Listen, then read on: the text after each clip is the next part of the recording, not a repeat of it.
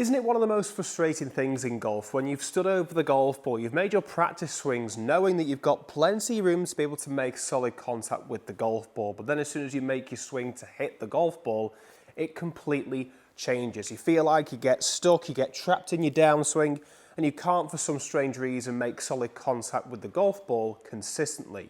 You get those pushes out to the right, pulls to the left, but you also get those inconsistent ball striking. I'm talking heel strikes, toe strikes, top and thin golf shots. No good for your golf game. The question is there a way that you can stand over the golf ball, practice a certain move or drill that's going to ensure that you create loads of room at impact and stop yourself from standing upwards and out the way during your golf swing, in particular the downswing? Well, it is, and that's what I want to talk about today in this video. So for those of you who are new to the channel, welcome. I'm Harry, a golf teach professional, posting content just like this every single week to help you lower your scores. So please do click that subscribe button, as it really helps me produce more content just like this, and it's completely free to do. So the drill I'm going to be talking to you about today is a follow-on video from a video I posted a couple of weeks ago, all to do with how to stop yourself from standing up in the golf swing. So I'll leave that one at the end screen for you to check out as well if you would like to take a look at video number one to help you fix this issue for good. I mentioned at the end of video number one talking about standing up in the golf swing. If you wanted to see a full guide on this movement here, how to stop the upper body from extending out the way, please do comment. And thank you to those of you who commented in that video asking for this topic, because that's what I'm going to be talking to you about today, but also how you can stop yourself from getting stuck in the downswing. These two things go very well together. The cause is extending this upper body too far upwards like this to hit the golf ball, and that causes us to get stuck. So that's the reason why you at the moment are struggling over the golf ball to find some sort of connection with the golf ball, solid connection with the golf ball, is all to do with you getting this early extension and getting stuck in the golf swing. As we early extend towards the golf ball, just like this here, our trail arm usually tends to get behind our body like this here, and then from there we've got to try and push that handle away. We get very steep with the shaft, and that causes all sorts of inconsistent ball striking, as I mentioned in the intro. So the question is, how can we change this? Well, what I'm going to talk to you now about is a three-step drill that's going to really help you keep this upper body very much so over the golf ball, and no matter your age or ability, you will be able to apply quite a bit of this movement into your golf swing very, very quickly indeed. So the first part of this drill is all to do with the backswing. It's really important that we ensure we're in the correct position body-wise at the top of the backswing to be able to get this movement correct in the downswing. So what I want you to do is take the club and place it across your shoulders like this here, with the butt end of the club facing on your lead side. So the lead side, for me being a right-handed player, it's going to be the left side. For left-handed players, it's going to be on the right-hand side. And when I step over this golf ball like this here, I'm ensuring that I've got enough tilt over the golf ball. I'm set up in my normal posture position, just without my hands and arms hanging down with the club towards the golf ball. I've got the club placed on my chest, across my shoulders, just like this here.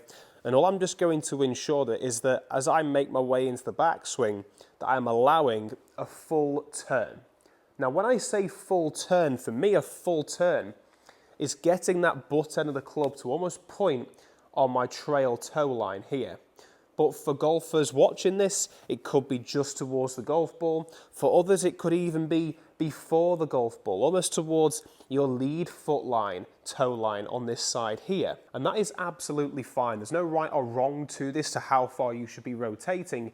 You just want to be ensuring that you're giving yourself the best possible chance to get this movement into your downswing. And to do that, we're just ensuring for you, you get that full turn. So if you've got poor flexibility or mobility, that is absolutely fine. As long as you can just allow yourself to go as far as you can to just get this feel into your golf swing. So I'm going to use the example of the player that can only get the butt end of the club to just point at the golf ball. So this will be a lot of you watching this, I can imagine. So I'm going to get this, I'm going to place it across my shoulders. I'm just going to turn so the butt end of the club is facing towards the golf ball. Now, just a bonus tip to this, just to help you really start to wind up into the backswing. You want to be ensuring that your feet are flared out. I tend to see so many golfers make the mistake of where their feet are very much so internally rotated like this towards the body, and that makes it very difficult to get that rotation in the backswing. And one of the key components that we want to stop ourselves from standing up with this upper body, to stop ourselves from early extending with the upper body and getting stuck, is all to do with the rotation. Rotation is key. So, feet flared out, rotating into the top of the golf swing. So I've got the butt end of the club here facing the golf ball, pointing down at the golf ball, and that just really ensures that I'm in a really good backswing position with the body to then get the checkpoint number 2 to take place. But what is this? So for this second part, it is quite crazy. It's going to feel like you're so over the golf ball, it is ridiculous. You won't be able to hit it, but you will. Just trust it, follow this process, and you'll see the results. So, up to the top of the golf swing. For stage 2, I want you to imagine that someone's got hold of your belt buckle or belly button and they're going to push your hips back.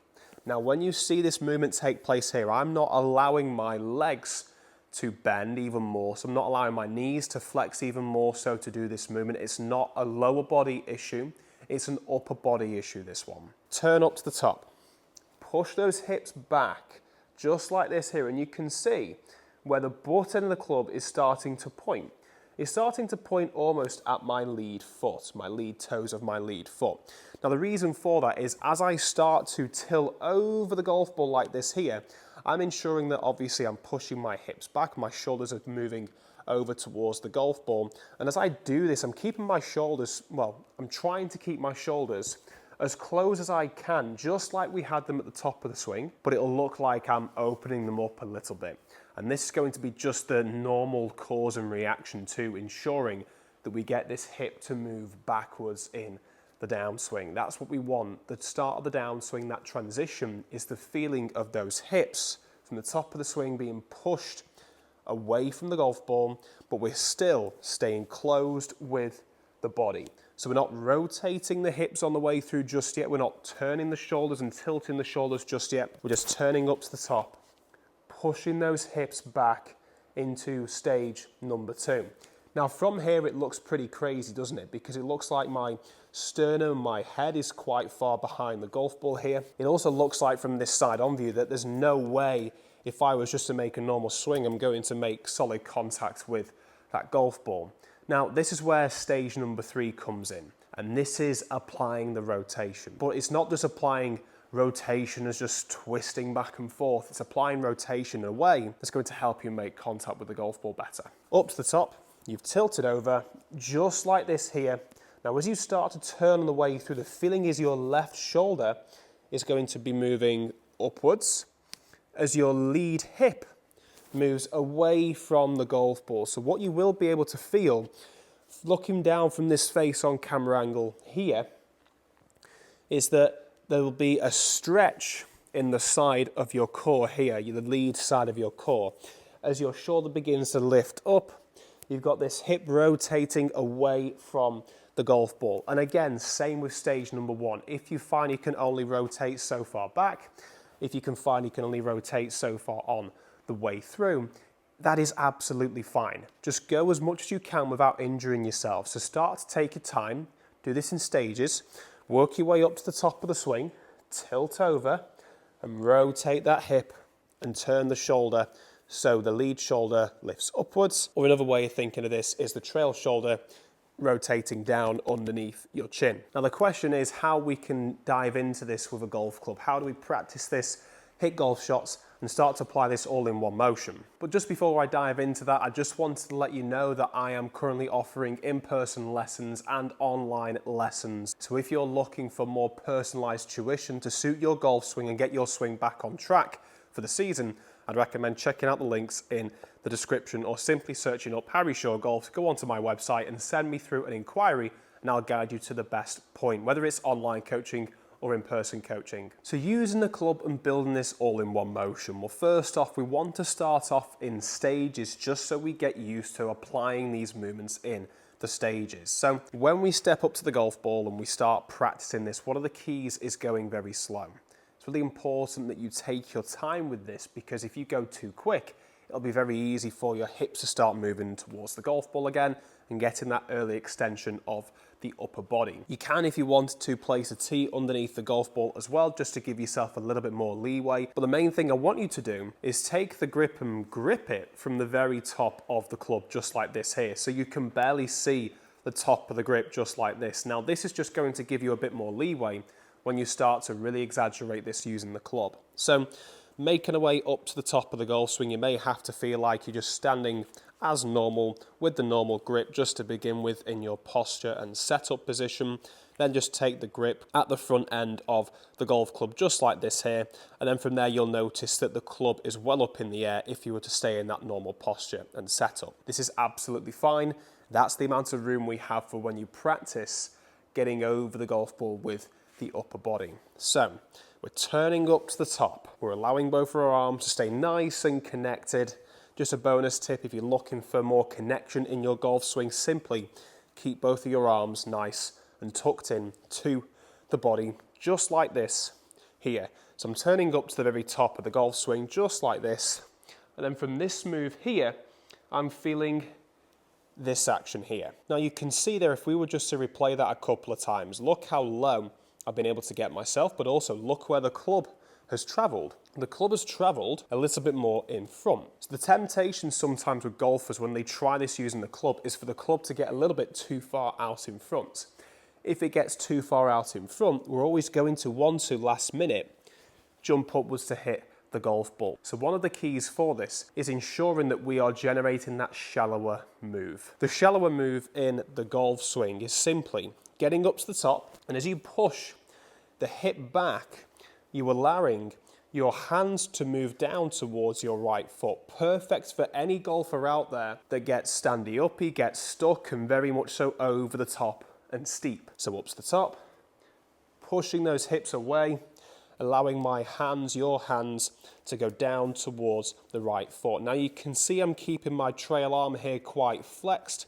Elbow is still facing towards the body, which is a good checkpoint if you're looking for checkpoints for this point here in the swing. And the club is staying behind me. The club is staying well behind the hands as I make my way into this point. Now to turn on the way through, same feeling with the hip. We're turning and rotating away as we lift this lead shoulder upwards. And the lifting of this lead shoulder pushes the club down due to the forces of the club head during the golf swing to then make solid contact with the golf ball. This action here, this impact position, is what we see all the best players in the world at. Open hips, nice shoulder turn, tilt as well, hands staying well ahead of the club face to get that great amount of compression on the golf ball. So it's 1, 2, 3 and through.